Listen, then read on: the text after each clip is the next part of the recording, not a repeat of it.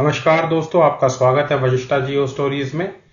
Israel के operation rising lion के response में ईरान ने ऑपरेशन द ट्रू प्रॉमिस 3 जो है स्टार्ट कर दिया है और ये जो वॉर है ये फर्दर एस्केलेट हो गई है।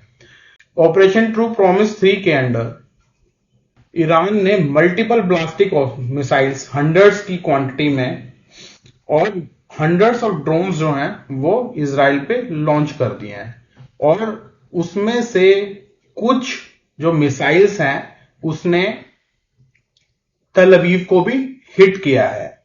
इस बार आयरन डोम जो है वो पूरी तरह से इन मिसाइल्स को रोक नहीं पाया है और कुछ इस तरह का जो दृश्य है वो इजराइल के आकाश में इजरायली लोगों को दिखाई दे रहा है।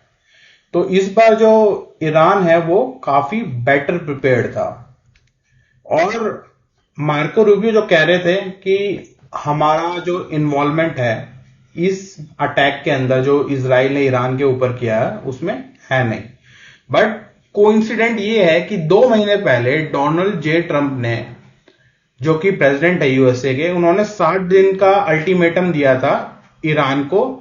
टेक इट और फॉरगेट जो डील थी, उन्होंने एक डील जो है खुद से यूएसए ने बना के ईरान को दे दी थी कि भैया आपको ये जो ये कंडीशंस है ये माननी पड़ेंगी, ये कंडीशन आपको या तो माननी पड़ेंगी या फिर ये टॉक्स है ये बंद हो जाएंगे।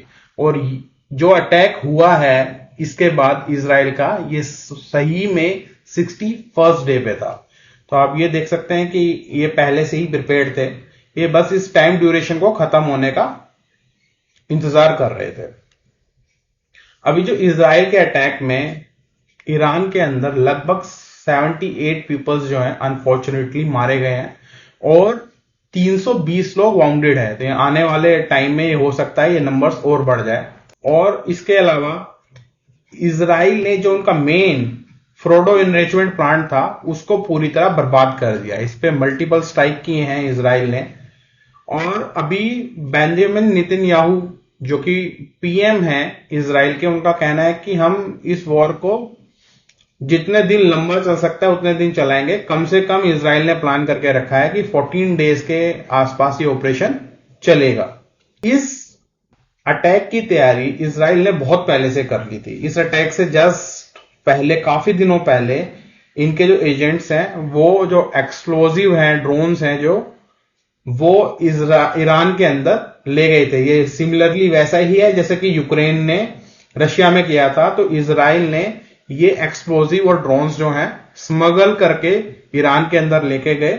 और बहुत सारी फैसिलिटीज ऐसी हैं जहां पे डायरेक्ट इजराइल ने हमला नहीं किया है, बल्कि उनके लोगों या फिर उनके एजेंट्स ने जो है, जो कि ऑलरेडी ईरान में, उन्होंने उन जगहों को जो टारगेट बनानी थी उनको टारगेट बनाया है। इस अटैक के अंदर सबमरीन का भी यूज किया गया है। यही एक रीजन है मे बी कि इजराइल ने ये एंटिसिपेट नहीं किया था कि ईरान जो है अपनी ब्लास्टिक मिसाइल्स जो हैं वो सबमरीन से भी लॉन्च कर सकता है। तो ये काफी बड़ा अटैक था। दोनों तरफ ही, दोनों के अटैक में काफी नुकसान हुआ है। अगर हम कंपैरिजन करने जाएं तो अभी वॉर अभी चल रहा है, आगे क्या होगा पता नहीं, बट अभी तक जो इतने सालों की मेहनत थी ईरान की, उन्होंने 2007 से पहले वो न्यूक्लियर वेपन बनाने की कोशिश कर रहे हैं और मल्टीपल टाइम जो है इजराइल ने उनका ये जो प्लान है ये फेल किया है। ये आई थिंक 3rd और 4th टाइम ऐसा है कि इजराइल ने जो इनकी न्यूक्लियर फैसिलिटीज को है उनको डायरेक्टली और इनडायरेक्टली टारगेट बनाया है। अभी जो तेहरान ने है अपने नई मिलिट्री लीडर जो है हतामी जो है उनको नियुक्त कर दिया है अपने मिलिट्री चीफ के तौर पे। और ये जो वॉर है ये आगे यही संभालेंगे, यही जो है अभी इनके आर्मी चीफ हैं। इजरायली पीएम बेंजामिन नेतन्याहू ने इस वॉर से जस्ट पहले पीएम मोदी को जो है कॉल किया था और सिचुएशन बताई थी। और यहां पे पीएम मोदी जो ट्विटर पे लिखते हैं, उनका कहना है कि हमने अपने कंसर्न जो है वो इजराइल को बता दिए थे और इंडिया चाहता है कि दोनों देशों के बीच में पीस और स्टेबिलिटी बनी रहे रीजन के लिए। यहाँ पे इंडिया फंसा हुआ है बुरी तरह से। दोनों ही इंडिया के लिए इंपॉर्टेंट कंट्रीज हैं और दोनों की एनिमिटी जो है इंडिया को अननेसेसरी नुकसान ही पहुंचाने वाली है। इसमें इंडिया का कोई फायदा होने वाला नहीं है। ऑलरेडी जो इंडिया है वो चाबहार पोर्ट में बिलियंस और मिलियंस ऑफ डॉलर जो है ऑलरेडी इन्वेस्ट कर चुका है। तो वो जो इन्वेस्टमेंट है वो आप ये समझिए कि उस पे एक लटकती तलवार है। और साथ ही इजराइल जो है वो हमारा मेजर मिलिट्री पार्टनर है, जहां से हम बहुत सारी टेक्नोलॉजी लेते हैं और मल्टीपल ऑफ टाइम जो है इजराइल इंडिया की हेल्प करता है।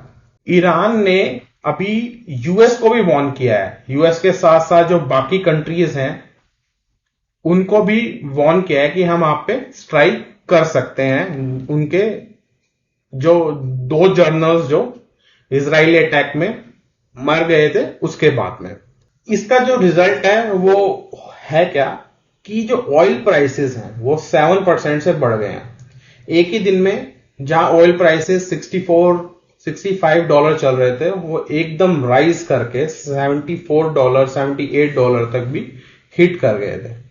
तो ये जो आप चार्ट देख सकते हैं कि इससे जस्ट पहले जो है यहाँ पे प्राइस कुछ 13 के आसपास जो था वो $70 से जस्ट नीचे था और ये जैसे ही कॉन्फ्लिक्ट स्टार्ट होता है ये $78 को भी टच कर जाता है और इसके बाद तो खैर ये अभी कुछ नीचे आ गया है अराउंड $74।